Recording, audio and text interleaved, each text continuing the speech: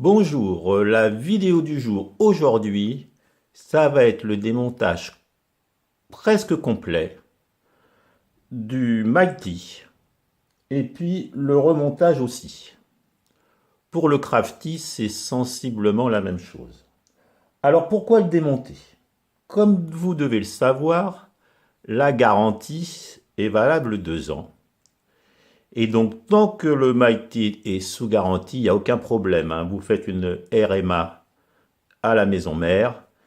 Si les batteries sont fortement usées, ils vous les changent gratuitement. Si c'est moyen pour 70 euros, ça peut être fait. Et puis le problème de l'écran noir qui est assez récurrent sur le Mighty, c'est aussi changé. Enfin bref, très bonne garantie pendant les 2 ans. Voilà le problème de l'écran noir. Alors là, il est froid, ça fonctionne à peu près. Et une fois que c'est chaud, on ne voit plus rien. C'est le gros souci des Mighty depuis un certain moment. Alors la petite astuce, c'est de... Voilà, c'est de faire ça, bon, pour voir la température. Voilà, donc ça c'est le problème, souci. Voilà, il y a aussi le souci de... Parfois l'airflow est bouché, on verra ça après. Les batteries usées et l'écran noir qui a des soucis. Donc comme je disais, tant que c'est sous la garantie, il n'y a pas de problème, il vous change tout. Mais une fois que c'est plus sous la garantie, c'est différent. Moi par exemple, le mien, il a déjà été changé une fois, il a qu'un an, celui-ci. Donc je pensais qu'il était sous garantie 2 ans. Eh ben non. C'est la première, la première garantie de mon ancien Mighty qui s'adapte sur celui-ci. Donc même s'il a qu'un an, celui-ci n'est plus sous garantie. Et il me demande pour un reconditionnement 164 euros. Alors je pense que dans le reconditionnement, il garde que la coque, il change tout, hein. Les batteries puisqu'elles sont usées, l'écran parce que là il est cuit. Et puis voilà. Mais c'est quand même 164 euros. Et c'est quand même un peu fort pour un appareil qui a un an à 300 euros. Qui ne prennent pas en compte ce gros souci que beaucoup d'utilisateurs ont avec cet écran qui fonctionne pas toujours très bien. Voilà, donc là ce qu'on va faire, c'est qu'on va le démonter pour voir un peu ce qu'il a à l'intérieur depuis le temps que je me le demande, entre autres. Donc je l'ai démonté pour l'écran, mais il s'avère que... donc bien sûr, hein, à la fin de cette vidéo, je le dis maintenant pour ne pas oublier, si quelqu'un a des astuces, des idées, des liens pour les batteries, nous allons voir ça, il n'y a aucun problème, au contraire, que ça soit partagé par tout le monde. Donc voilà. Donc allez, de toute façon, c'est assez simple à démonter, c'est presque un jeu d'enfant, 2 vis, déclipper, et puis ça y est, on tire les fiches, et puis on va voir ça. Allez, c'est parti, on y va. Donc déjà les 2 vis, elles se trouvent ici. Une et deux. Donc allez, on les dévisse. Donc bien, j'ai pas dit pour les outils. Donc ça c'est une Torx taille 6. Voilà, j'ai acheté le coffret là à 15 euros. Et puis on a besoin donc que d'un Torx, éventuellement un tournevis plat, et puis un petit fer à souder là, avec de l'étain ou du plomb. Très simple aussi à faire fonctionner, hein. Il y aura 4 petits points de soudure, mais sur les batteries. C'est assez facile à faire. Je n'irai pas jusque là, j'ai pas les batteries, mais on va voir ça ensemble. Allez, on démonte. Donc, première Torx. On démonte un petit peu l'autre aussi. Bien sûr, on va essayer de faire ça assez vite. Pas toujours évident. Donc, une de défaite, deux de défaite. Voilà, une. Bon, l'autre est peut-être coincé.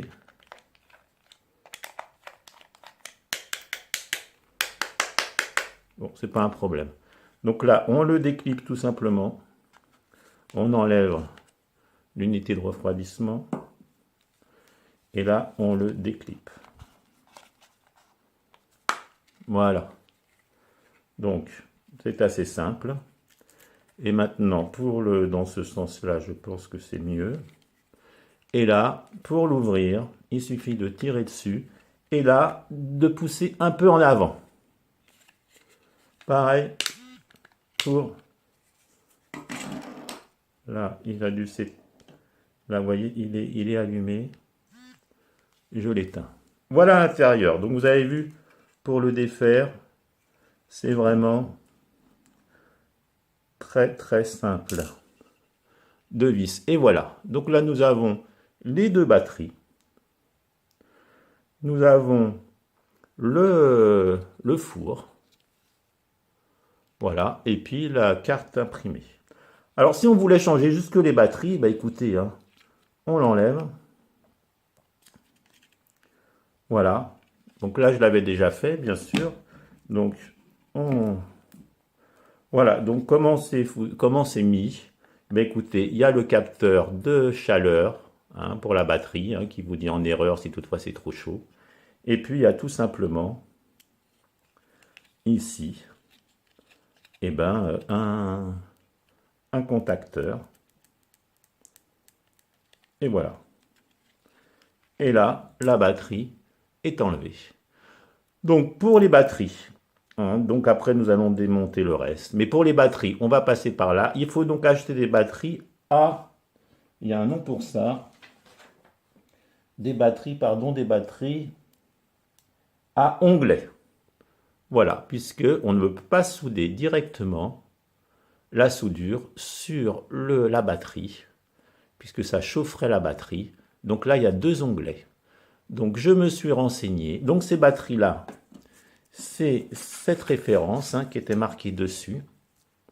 Alors, je vais bien vous la mettre pour que vous puissiez faire un arrêt sur image. Voilà, j'espère que vous voyez bien. Voilà. Donc, je me suis un peu renseigné, mais je m'y connais pas trop. Il faut donc acheter des Sony VT6 avec onglet. Hein, 3500 mAh. Et je les ai vus sur AliExpress, sur eBay, peut-être sur Amazon. J'ai pas vu ça sur des petits revendeurs. Alors peut-être que des revendeurs de e-cig en ont de ces fameuses batteries à onglet.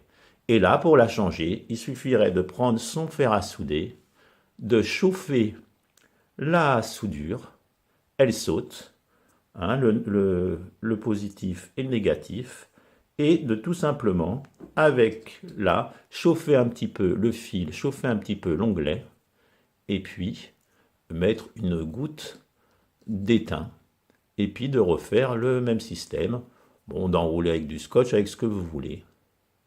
Hein, donc voilà la batterie. Donc il suffit donc de ressouder la fiche dessus. Et voilà, donc ça c'est pour changer les batteries. Vous avez vu deux vis, on achète deux batteries. Bon, il y a la toute petite soudure à faire. Donc 4 soudures, 2 vis. Donc ça c'était pour la batterie. Hein, et je vous ai fait voir aussi les références. J'espère qu'on les voit bien à l'écran. Sinon je les remettrai en description. Alors, si on veut voir un petit peu mieux le reste, on va dévisser 4 autres petites vis. Une. Voilà. 2. 3. Et puis la quatrième. Voilà.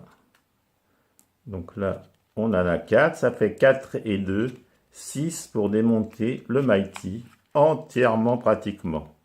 Avec donc la carte électronique, le four et les batteries. Donc là, attention, quand on le remettra, faut bien clipper le four dans son logement, ce que j'avais pas fait au début. Donc là, on le déclipe. on enlève les batteries. Et là, voilà. Voilà en fin de compte, hein, pas compliqué. Alors voilà, le problème de l'affichage, eh ben, c'est qu'il est soudé là pour la dalle. Si quelqu'un donc a une idée, hein, qui nous en parle, je ne sais pas. Et alors pour ce qui est au niveau du four, nous allons voir ça, c'est assez intéressant quand même. Alors on va désaccoupler, si j'y arrive, en faisant assez vite. Alors, je l'ai bien raccouplé là. Et un petit peu plus délicat.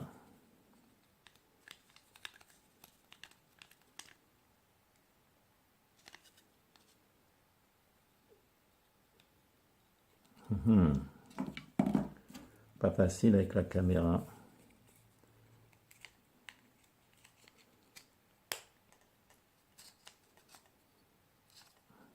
Je voulais vous faire voir l'airflow.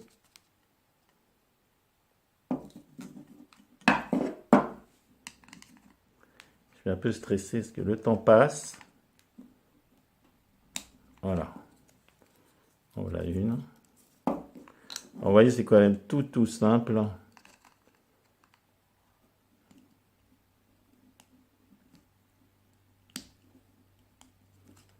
Quand même. Là, il y a juste ce téton là à enlever. Voilà. Voilà. Et donc là, on enlève. Voilà. Et sur quoi on tombe? On tombe donc sur la sonde qui chauffe. On tombe sur le thermostat. Voilà, qui nous dit à quelle température le four est, à l'intérieur du four. Et ici, alors ça va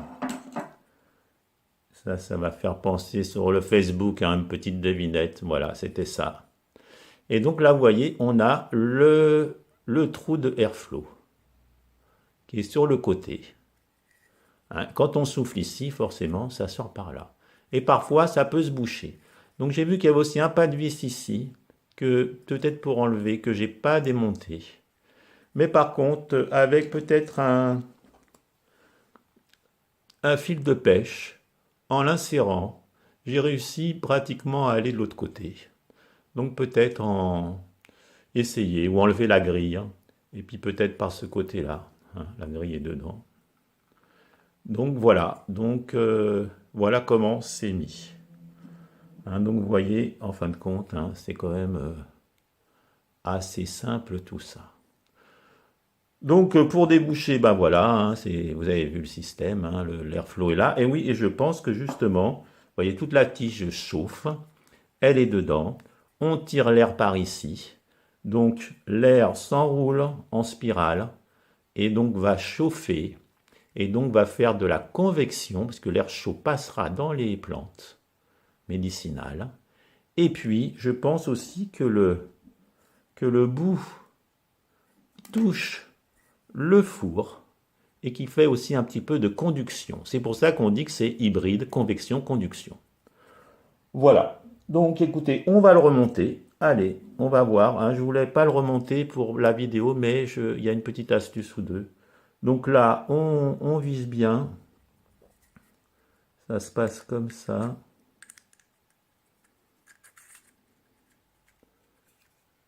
A priori. Voilà. Donc, voilà, on l'a reclippé. Voilà. Ici, donc, nous avons, hein, pareil, hein, donc une sonde de chaque côté. Après, vous pouvez soit faire comme ça, ou soit la laisser, enfin. Bon, là, on va remettre le... Donc voilà, hein, les deux piles. Vous voyez, c'est vraiment très simple. Donc là, on va remettre la fiche. Donc dans le bon sens, c'est comme ça.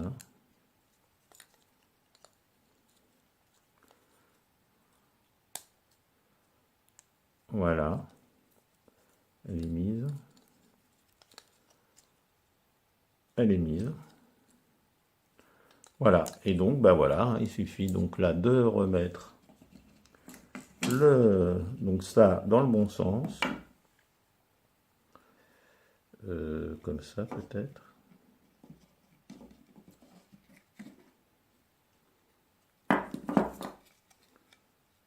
Plus et moins, voilà. Après, revisser la plaque électronique. Alors, vous voyez, tout ça c'est fait en temps réel. Réinsérer les... Alors là, il aurait peut-être fallu que la soudure, Ah voilà, et c'est là où il y a des petites fentes. Et il faut bien clipper. Et je l'avais mal fait le premier coup. Voilà. Et là, pareil.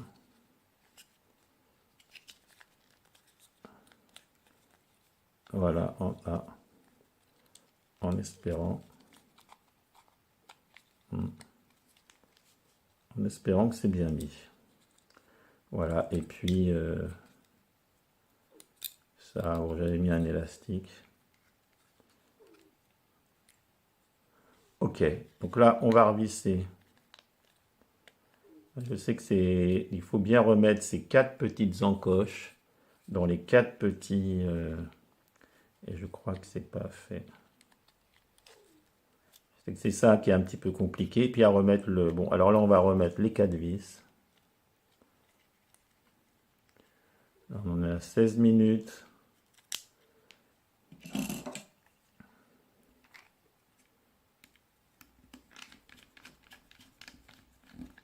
Voilà une. Donc on n'a même pas besoin, hein, si on veut changer les batteries, de démonter ce truc-là. Moi, je l'ai fait pour avoir accès au bol, pour vous faire voir comment c'était mis. Et bon, je le remettrai mieux puisque je voudrais bien remettre ça. Donc là, bah, il suffit de le mettre dans le bon sens. Je crois que le petit truc est par par là. Voilà, donc là j'ai pas mis toutes les vis, j'ai pas mis ça. Et voilà, et là le truc, c'était ça que je voulais vous faire voir. C'était pour le remettre par rapport au haut, il faut le mettre déjà comme ça.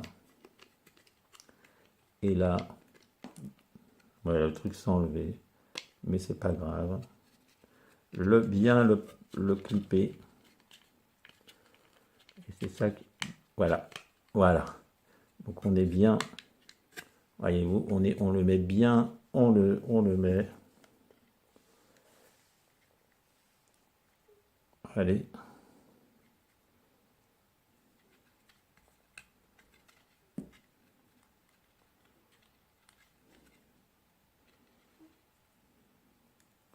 Bon, écoutez, je ne remets pas, c'est un petit peu là avec la caméra. Et là, en principe, voilà. Et en principe, voilà. Et là, il est remis. Hein, donc, il manquait le petit bout orange. Et puis là, remettre les 2 vis. Voilà. Donc, et là, il n'y a pas de problème. Et là, on pourrait même le faire marcher. Voilà. Et là, il remarche. Hein. Voilà, donc on va l'éteindre. Voilà, donc c'était pour vous faire voir, hein, je voulais le voir depuis longtemps, il n'y a pas beaucoup de vidéos là-dessus. Donc voilà, les 3 pannes qu'il peut y avoir, batterie usée comme je disais, l'airflow bouché, puisque soit on a mis des trucs dedans, soit bon voilà, et puis bon bah l'écran je sais pas comment faire, c'est le souci, je pense pas que Store Buckle nous donne juste la carte imprimée, je ne sais pas où ça s'achète, ou si quelqu'un s'y connaît en électricité, il n'y a pas de problème. Donc vous voyez, pour changer les batteries de son Mighty, si l'écran n'est pas foutu, il suffit d'enlever 2 vis, désaccoupler, tirer sur 2 fils et faire 4 soudures. Voilà, donc les références, elles sont là. Peut-être les redonner un petit peu.